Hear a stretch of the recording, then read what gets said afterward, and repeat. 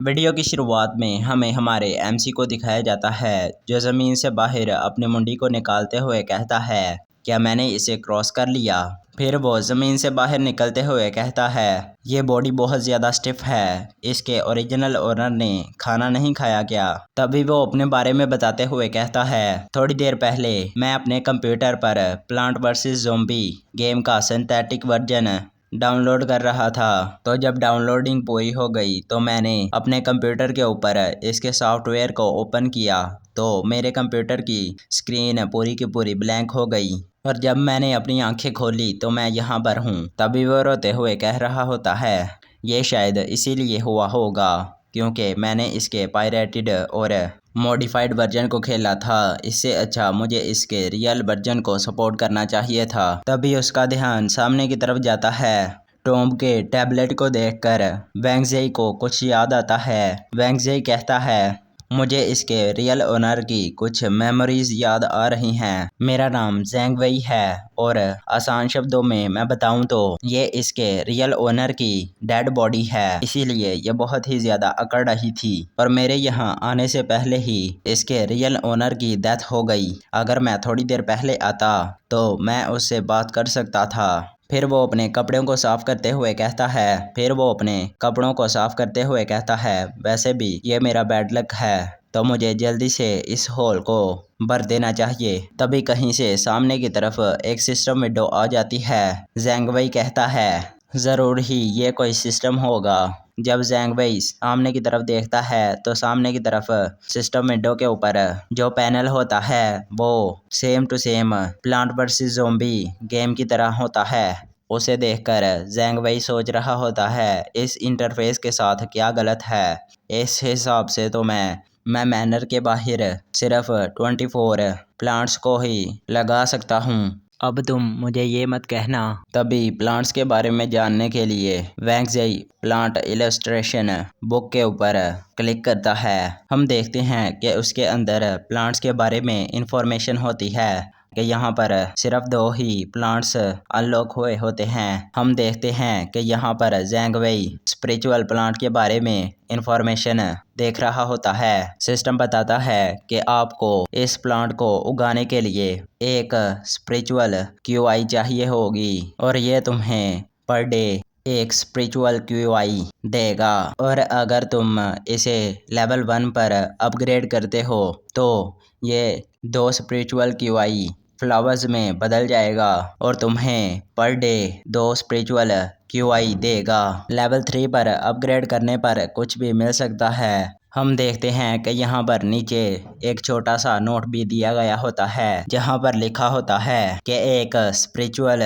QI एक की refiner के बराबर होगा। ये देखकर वेंगज़ी अपने मन में कहता है, लगता है मैं कल्टीवेटर वर्ल्ड में आ चुका हूँ क्योंकि सनफ्लावर बदलकर स्पिरिचुअल सनफ्लावर में बदल चुका है और यहाँ पर बीन प्लांट का भी नाम कुछ अजीब तरीके से बदल चुका है और इसका नाम बदलकर बीन ब्रदर हो गया होता है। इनके बारे में भी इंफॉर्मेशन नीचे दी गई होती है। बीन ब्रदर का एक अटैक एक की रिफाइनर कल्टीवेटर के अटैक के बराबर होगा और अगर आप इसे लेवल 1 पर अपग्रेड करेंगे तो ये ट्विन बीन ब्रदर में बदल जाएगा और एक ही बार में 2 अटैक्स को लॉन्च कर पाएगा। और फिर अगर इसे लेवल 2 पर अपग्रेड किया जाएगा तो ये वाइल्ड बीन मास्टर में बदल जाएगा और एक ही बार में 8 अटैक्स को लॉन्च कर पाएगा।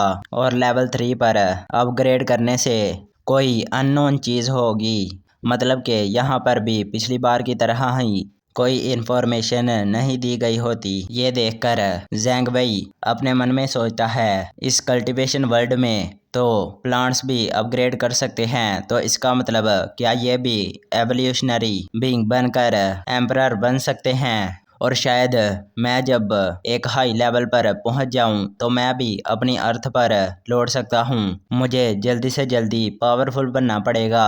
कल्टीवेटर्स की इस दुनिया में कल्टीवेटर्स के लिए स्पिरिचुअल की बहुत ही ज़्यादा प्रेशियस होती होगी, लेकिन मेरे पास तो एक पूरा का पूरा मैनर पड़ा हुआ है जहाँ पर मैं 54 प्लांट्स को ग्रो कर सकता हूँ और उनसे रोज़ ही स्पिरिचुअल क्यूआई को हासिल कर सकता हूँ और बाद में मैं इन्हें अपग्रेड कर कर और भी ज़्यादा स्पिरिचुअल की को हासिल कर सकता हूँ।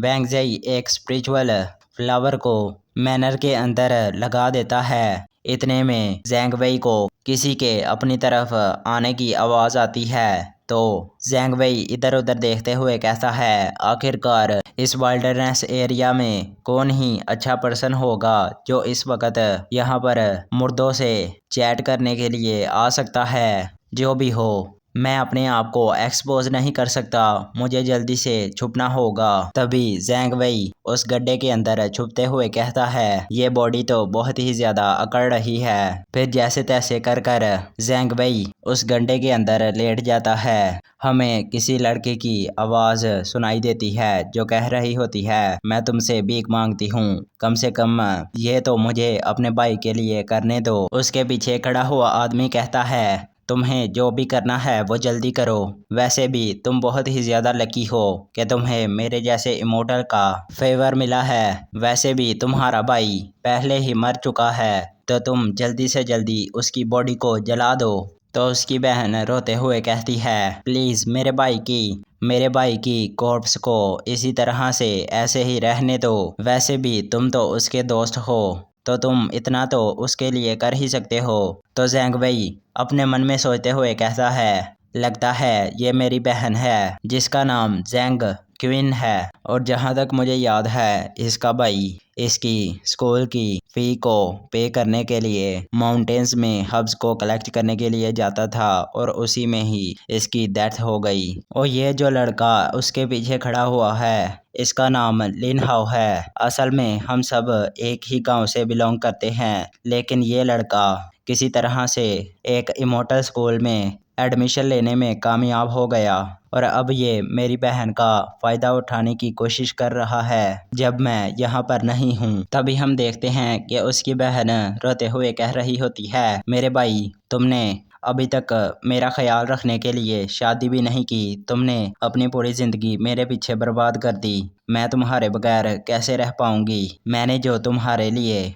कपड़ों को सीक्रेटली सिलाई किया था वो आधे ही सिले हुए हैं, तो तुम्हें उन्हें पहनने के लिए वापस आना ही होगा। मुझे भूतों से डर नहीं लगता, इसीलिए मैं तुम्हारे लिए रात को खिड़की को खुला रखूंगी, तो तुम रात को आ सकते हो। ये सुनकर लिन हाओ पीछे से कहता है, तुम बिच कहीं की, मैंने तुम्हारे 1 साल के कपड़े और खाने के लिए तुम्हें वो पैसे दिए थे और तुम मुझसे छुप कर इस तरह की चीज़ों में पैसे बर्बाद कर रही हो। अब तुम्हें अगर और पैसे चाहिए तो तुम्हें मुझे अच्छे से सर्व करना होगा। तो ये सुनकर ज़ैंग वेई की बहन टोम्ब के पत्थर के ऊपर सर पटक कर सुसाइड करने की कोशिश करती है, लेकिन उसकी फूटी किस्मत लिन हाओ उसे उसके गले से पकड़ते हुए कहता है, अब तुम मेरी प्रॉपर्टी हो तो तुम इस तरह के काम ऐसे कैसे कर सकती हो, और उसे एक थप्पड़ मारता है जिसकी वजह से उसकी बहन दूर जाकर गिरती है। तो नीचे से ज़ैंग वेई लिन हाओ के पाँव को पकड़ते हुए कहता है, क्या इमोर्टल बनने के बाद तुम्हारे अंदर ह्यूमैनिटी नहीं बची। लिन हाओ जब अपने नीचे देखता है तो ज़ैंग वेई कहता है, जब मैं यहाँ पर नहीं हूँ तो तुम मेरी बहन को बुली कर रहे हो। ज़ैंग वेई को जिंदा होता हुआ देखकर लिन हाओ शॉक होते हुए कहता है, तुम तो मर गए थे, तुम अभी जिंदा कैसे हो। ज़ैंग वेई को जिंदा होते हुए देखकर उसकी बहन कहती है, ज़ैंग वेई तुम वापस आ गए, तुम जिंदा हो। तभी हम लिन हाओ को देखते हैं जो डर के मारे कह रहा होता है, ऐसा कैसे हो सकता है, तुम जिंदा हो, मैंने तुम्हारे कोर्ट्स को अपनी आंखों से देखा था। तभी लिन हाओ किसी चीज़ के बारे में सोचते हुए कहता है, ओ हाँ, तुम्हारे अंदर से वैंग की डिसअपियर नहीं हुई होगी, तो तुम एक ज़ॉम्बी में बदल चुके हो। अगर मैं तुम्हें अपना पपेट बना लूं और तुम्हें आयरन की मदद से रिफाइन करूं तो तुम मेरा बहुत ही अच्छा बॉडीगार्ड बन सकते हो और फाउंडेशन बिल्डिंग लेवल पर सबसे ज़्यादा पावरफुल हो जाओगे। तभी लिन हाओ अपनी अपनी स्वॉर्ड को निकालते हुए कहता है, आज तो गॉड भी मेरी मदद कर रहे हैं। तुम्हारी बहन और तुम मेरे लिए लकी स्टार हो। एक मेरी कॉन्क्यूबाइन बनेगी और दूसरा मेरा बॉडीगार्ड बनेगा। हमें मिले हुए आधा साल हो चुका है। अब मैं तुम्हें अपनी स्वॉर्डमैनशिप के जलवे दिखाता हूँ। तभी लिन हाओ को पीछे से पकड़ते हुए ज़ैंग वई की बहन कहती है, ब्रदर यहाँ से भाग जाओ। तो लिन हाओ उसकी बहन को झटकते हुए कहता है, तुम बिच कहीं की, तुम पीछे ही रहो, तुम पीछे ही रहो। बस उसके पास थोड़ी सी इंटेलिजेंस है, बाकी वो एक ज़ॉम्बी बन चुका है। वैसे भी तुम्हारा भाई मारा जा चुका है। ये देखकर ज़ैंग वई कहता है, लिन हाओ लगता है तुम्हें मेरा फिस्ट चखे हुए बहुत ही ज्यादा दिन हो गए हैं। लिन हाओ अपनी स्वॉर्ड में ओरा को लाते हुए कहता है, उससे पहले तुम्हें कल्टीवेट करना होगा। ज़ैंग वई अपने मन में सोचते हुए कहता है, वाकई में ये बात तो सही कर रहा है। वैसे भी मैंने अपने सिस्टम के अंदर बस स्पिरिचुअल प्लांट को ही उगाया है। अगर मैं इसकी जगह कोई अटैकिंग प्लांट को लगाता तो कम से कम मैं इसके ऊपर कुछ अटैक्स कर सकता था। ज़ैंग वई अपने सिस्टम की तरफ देखते हुए कहता है, ज़रूर ही इस सिस्टम के अंदर कुछ ना कुछ ट्रिक तो होगी ही जिसकी मदद से मैं इसे हरा सकता हूँ। हमें दिखाया जाता है कि प्लांट इलस्ट्रेशन बुक के साथ एक और ज़ॉम्बी इलस्ट्रेशन बुक होती है। ज़ैंग वई कहता है, आखिरकार ये क्या है, और उस बुक के ऊपर क्लिक कर देता है तो उस बुक के अंदर एक ज़ॉम्बी की इंफॉर्मेशन दी गई होती है। इंफॉर्मेशन में ये बताया गया होता है कि ये सिर्फ और सिर्फ एक नॉर्मल ज़ॉम्बी है जो कि अभी अभी इंसान से ज़ॉम्बी बना है। ज़ैंग वई ये देखकर कहता है, लगता है ये मैं ही हूँ। तो मैं इसको अपग्रेड करने के बाद की इंफॉर्मेशन बाद में ही बताऊंगा जब ये अनलॉक होंगी। तो अभी के लिए आगे की तरफ चलते हैं। अगर किसी को कीड़ा है तो वो पढ़ सकता है, सामने ही है भाई, पढ़ लो, मैंने कौन सा आंखें बंद की हुई हैं। तभी लिन हाओ ज़ैंग वई के ऊपर अटैक कर देता है। तो ज़ैंग वई अपने मन में कहता है, मैं तो एक ऑर्डिनरी ज़ॉम्बी हूँ, तो मेरे लिए इसे अभी फाइट करना पॉइंटलेस है। मुझे जल्दी से अपग्रेड करने का कोई तरीका सोचना होगा। तो जब ज़ैंग वई को एक आइडिया आता है तो ज़ैंग वई गेम के अंदर चिल्लाते हुए कह रहा होता है, उस स्पिरिचुअल प्लांट को जल्दी से खा लो। तो गेम के अंदर वाला ज़ॉम्बी उस स्पिरिचुअल प्लांट को खा लेता है। तो लिन हाओ का अटैक ज़ैंग वई के ऊपर लैंड हो जाता है। वहां से धूल छटने के बाद हमें दिखाया जाता है ज़ैंग वई को, जिसे लिन हाओ के अटैक से कुछ भी नहीं हुआ होता। लिन हाओ हैरान होते हुए कहता है, एक अभी अभी बने हुए ज़ॉम्बी ने मेरे अटैक को कैसे रोक लिया, ऐसा कैसे पॉसिबल हो सकता है, कहीं ये ज़ॉम्बी। तो ज़ैंग वई अपने हाथ में एनर्जी को इकट्ठा करते हुए कहता है, मुझे पता ही था उस स्पिरिचुअल प्लांट में स्पिरिचुअल एनर्जी होगी जिसे मैंने खा लिया, और अब मैं इवॉल्व हो चुका हूँ। सीधे लफ्ज़ों में समझाऊँ तो मैं की रिफाइनिंग के फर्स्ट लेवल पर पहुँच चुका हूँ। ज़ैंग वई लिन हाओ को कहता है, लिन हाओ लगता है इमॉर्टल बनने के लिए बहुत ही ज़्यादा वक्त लगता है, और वैसे भी तुम्हें तो आधा साल लगा था कि रिफाइनिंग लेवल पर पहुंचने के लिए, तो तुम मेरा सामना कैसे ही कर पाओगे। तभी ज़ैंग वई लिन हाओ के ऊपर अटैक कर देता है और अटैक करते हुए कह रहा होता है, अभी थोड़ी ही देर में तुम भी मेरे जैसे बन जाओगे और मेरे पास होगे। तभी हम देखते हैं कि लिन हाओ चिल्लाते हुए कहता है, ज़ैंग वई तुम मुझे नहीं मार सकते, मैं एक इमॉर्टल हूँ। तो वहाँ पर थोड़ी देर के लिए शांति हो जाती है। ज़ैंग वई कहता है, क्या ये मर गया? हम लिन हाओ को नीचे पड़े हुए देखते हैं जो अब एक ज़ॉम्बी बन गया होता है। लिन हाओ हैरान होते हुए कहता है, ओबियसली जब अर्थ के ऊपर कोई इंसान जब किसी को ज़ॉम्बी बनकर डराता था तो हार्ट अटैक आना मुमकिन हो सकता है, लेकिन मैंने ये एक्सपेक्ट तो नहीं किया था। ये तो इमॉर्टल बनने के बाद और भी ज़्यादा डरपोक हो चुका है। तभी सिस्टम का मैसेज आता है। सिस्टम बताता है कि आपके आसपास एक बॉडी डिटेक्ट हुई है जिसे हमने कलेक्ट कर लिया है। हम गेम के अंदर देखते हैं कि लिन हाओ के साथ एक और ज़ॉम्बी भी आ जाता है। लिन हाओ कहता है, ये सिस्टम तो बहुत ही ज़्यादा ऑसम है। तो आज के लिए बस इतना ही। मैं इस वीडियो को यहाँ पर ही एंड करने वाला हूँ क्योंकि मैं इस मानवा के 2-3 और एपिसोड्स को अपलोड करने वाला हूँ। अगर उनके के ऊपर ज़्यादा व्यूज़ आए तो मैं इस मानवा को आगे कंटिन्यू करूँगा। अगर आपको ये मानवा अच्छी लगी है